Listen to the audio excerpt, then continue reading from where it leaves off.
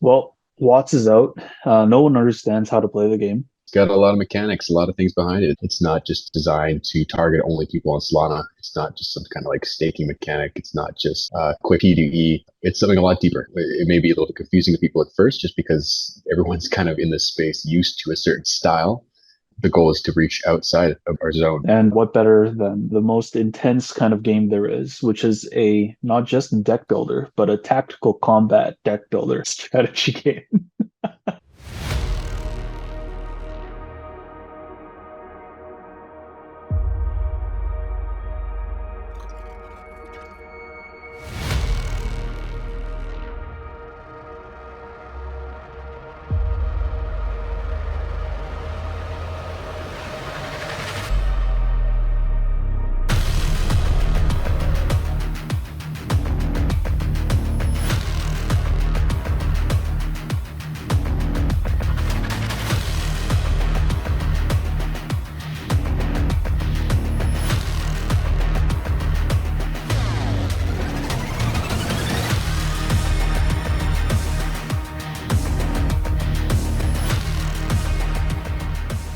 So let's go through it. You'll probably find out things about the game that even you didn't know about. Oh, surprise me, baby. Bring it. Once you get into the game, this is just the main menu screen. We don't have to spend too much time on it. Daily quests, you'll get one per day, and you can stack up to a maximum of three. So you can, hold off for 3 days and then do all the daily quests in one go. You can click this profile here to select your avatar, equip some badges, which later will have some effects, not in game, but outside of the game, especially in terms of the economy and special effects. You'll be able to assemble your team, equip your Astral here, keep up to date with events and news, earn rewards through quests. In the future, we'll have P2P market enabled. And here you have your shop where you can buy and open various packs. And up here is going to be your Galaxy and Shard balance. And here you'll eventually have access to like an inbox system. And then in terms of the core mechanics, so this is where we actually get into it. For both adventure, which is currently locked, and competitive mode, the core mechanics stay the same. You have 3 Astrals per team. All of them start at level 1, and they can level up to a maximum of level 20. And the higher level you go, the higher HP you'll have. Not only that, but this is the part you probably don't know. Each Astral starts out with a basic movement card, which allows you to move 2 tiles. But at level 6 and at level 11, they actually get upgraded. So you can move like what, 3 and 4 spaces? Different classes have different kinds of movement. So the brawlers, which are tanky, DPS, melee, they are a little bit more muscly. They exert more crowd control because they like to get right up close. Assassins like to be very agile, and they are still melees. You'll see effects like sneak, where they can actually move further if they are adjacent to an obstruction tile. Oh, really? Yep, and they're unimpeded by terrain. So it allows them to be a lot more flexible, but at the same time, they have less HP than your brawlers. You have technicians, which are more of a buffer support. So their movements are a little bit more about getting into the right position, right? So in that way, they fly. So at level 6, you get a 2 movement fly, Okay. and at level 3, you get a 3 movement fly. And then ranged like to be away from opponents as much as possible. If you're right next to an opponent, you actually move further away. Awesome. Yeah. I love it because this is, very, it's an RPG element, and I've played many tactic style strategy games. This has got like a lot of D&D elements into it, right? When it comes to classes and how they work. I like technicians in this scenario because I like range attacks and I like buffing and doing that kind of stuff. But I also like assassins because I like the poison guys. I like to do burn. I like to hit guys with multiple kinds of debuffers and watch them kind of melt away.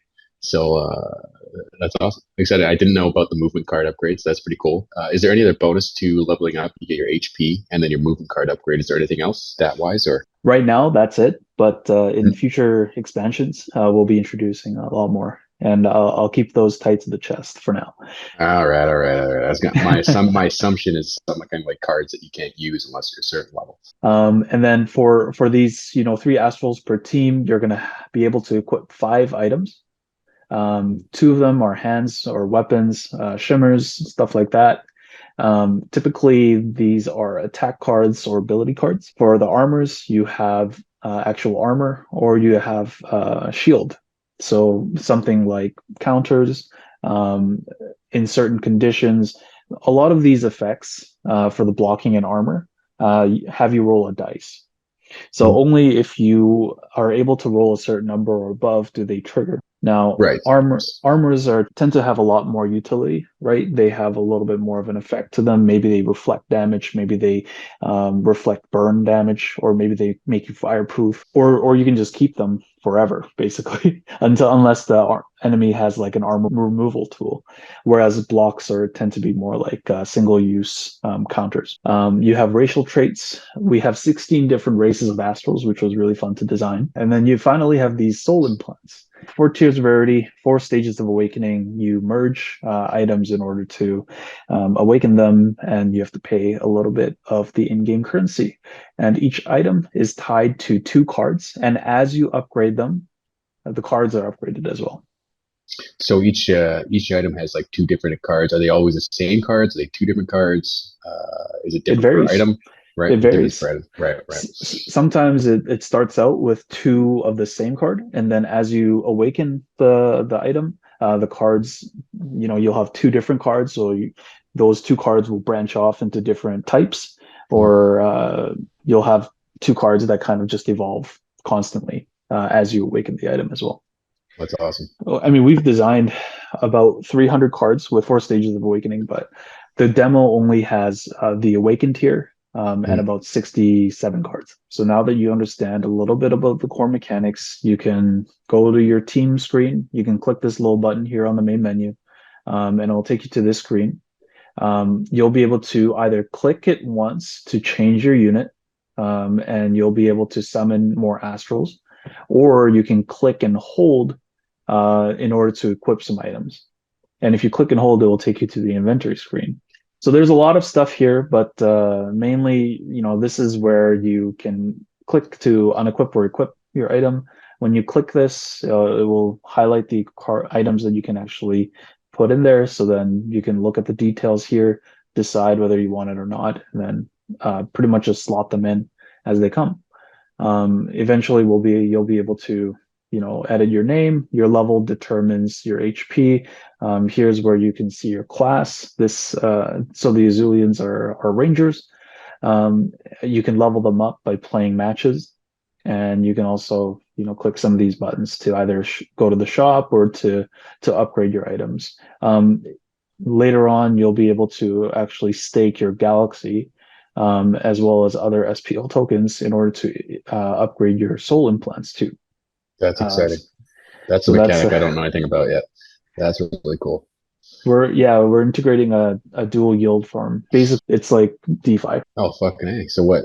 I don't know how much you can talk about it, but what? Do you make like an LP in the game with like Galaxy and Shard? Yeah, you can use Galaxy and Shard. You can do Galaxy and other SPL tokens and Mhm. stake them on your item to upgrade them, and then stake the item on your astral by equipping them. And that's how you plant your LP seeds, and that's how you can recover yield from it over time. So what are you yielding? You're yielding shard, Cool, and cool. then you can use shard to participate in the in-game economy.